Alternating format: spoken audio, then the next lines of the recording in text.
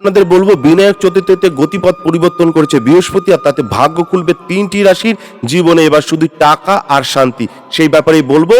এবার বলবো মিথুন রাশির কথা। যারা মিথুন রাশির জাতক জাতিকা রয়েছেন, এই পরিবর্তনের জেরে ভালো ফল পাবেন মিথুন রাশির জাতক জাতিকারা, কারণ তারা তাদের আর্থিক অবস্থা আগের তুলনায় শক্তিশালী হবে। এই রাশির জাতক জাতিকাদের স্বাস্থ্য সংক্রান্ত সমস্যার সমাধান হবে। এর পাশাপাশি ধর্মীয় কাজে তাদের আগ্রহ বৃদ্ধি পাবে। এছাড়া দীর্ঘদিন ধরে কোথাও টাকা আটকে পড়ে থাকলে সেই টাকা উদ্ধার করা সম্ভব হবে যারা মিথুন রাশির জাতক জাতিকা রয়েছেন।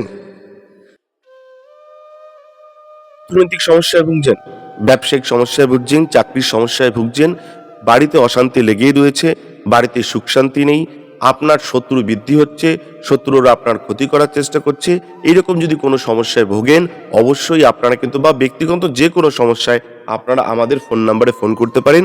আমরা চেষ্টা করব আপনাদের সহযোগিতা করার। নমস্কার, ভালো থাকবেন, ধন্যবাদ।